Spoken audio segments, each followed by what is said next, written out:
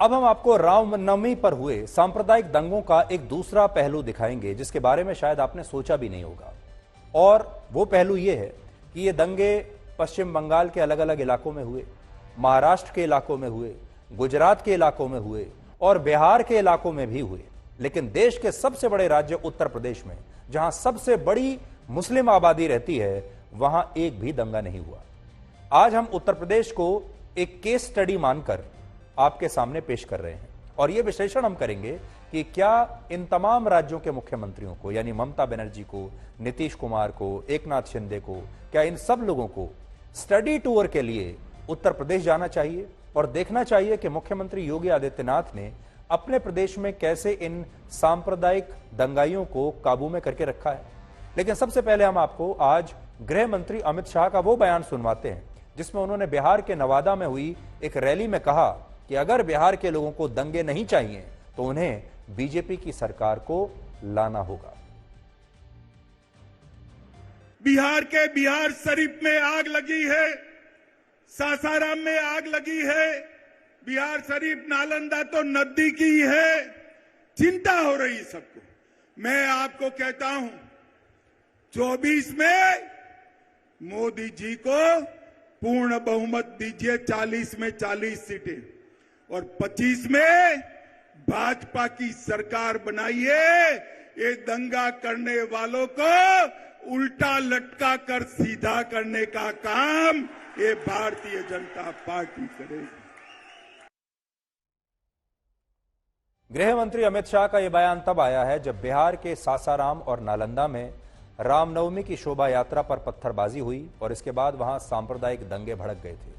और बिहार के इन इलाकों में अब भी धारा 144 लागू है और 4 अप्रैल तक वहां इंटरनेट सेवा भी बंद कर दी गई है। बिहार के अलावा पश्चिम बंगाल में भी रामनवमी के मौके पर जबरदस्त सांप्रदायिक हिंसा हुई थी। लेकिन आज मुख्यमंत्री ममता बनर्जी ने एक बार फिर से यही कहा कि ये दंगे इसलिए हुए क्योंकि रामनवमी पर उनकी चेतावनी के बावजूद मुस्लिम इलाकों से ये शोभा यात्राएं निकाली गई। इसके अलावा उन्होंने ये भी कहा कि 6 अप्रैल को हनुमान जयंती है और इस मौके पर भी मुस्लिम इलाकों से शोभा यात्रा निकालने की कोशिश हो सकती है और दंगे कराए जा सकते हैं। इसलिए मुस्लिम समुदाय को सतर्क रहना चाहिए। বিজেপির আমলে দেখছি দাঙ্গাবাজি, রোজার মাস চলছে, রমজান মাস চলছে, অন্নপূর্ণা পূজা চলছে। কেন বাবু রামনবমীর মিছিল 5 দিন হবে কেন? রামনবমী যেদিন হয় সেদিন তোমরা মিছিল করো, আমাদের কারো আপত্তি নেই, কিন্তু বন্দুক নিয়ে মিছিল করবে না, বোমা নিয়ে মিছিল করবে না।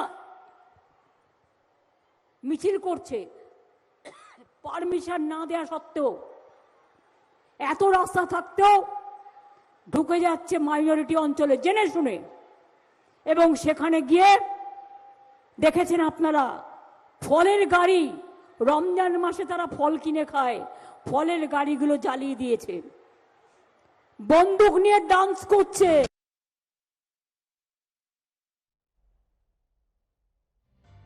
तो असल में हमारे देश में बहुत सारे मुख्यमंत्री और बहुत सारे नेताओं को ये शौक है कि वो अपने आप को धर्मनिरपेक्ष दिखाना चाहते हैं, सेकुलर दिखाना चाहते हैं, और इसलिए वो कई बार मुसलमानों के प्रति बहुत सॉफ्ट हो जाते हैं, माइनॉरिटीज के प्रति बहुत सॉफ्ट हो जाते हैं, क्योंकि उन्हें अपनी राजनीति को ध्यान में रखना है, उन्हें चुनावों को ध्यान में रखना है, उन्हें यह भी देखना है कि उनके राज्यों में किस धर्म के कितने लोग हैं, यानी जो राजनीतिक इक्वेशन है, जो बैलेंस है, वो कैसे चलेगा।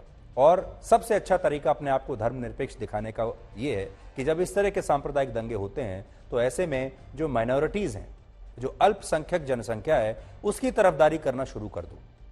ये हमारे देश की एक पारंपरिक राजनीति इस तरह की रही है, जो कि ममता बनर्जी भी करने की कोशिश कर रही हैं। इस दौरान उन्होंने लगातार यही बयान दिए हैं। कुछ वर्ष पहले तक जब भी दंगों की बात होती थी तो उत्तर प्रदेश का नाम सबसे पहले आता था और उत्तर प्रदेश की पहचान एक ऐसे राज्य के रूप में बन गई थी जहां सबसे ज्यादा सांप्रदायिक दंगे होते थे। लेकिन अब उत्तर प्रदेश पूरी तरह से दंगा मुक्त हो चुका है। आज जब रामनवमी के मौके पर पश्चिम बंगाल में दंगे हुए, बिहार में दंगे हुए, यहां तक कि गुजरात और महाराष्ट्र में भी दंगे हो गए, तब उत्तर प्रदेश एक ऐसा राज्य है जहां ऐसी एक भी घटना नहीं हुई। जबकि आबादी के लिहाज से उत्तर प्रदेश भारत का सबसे बड़ा और संवेदनशील राज्य है।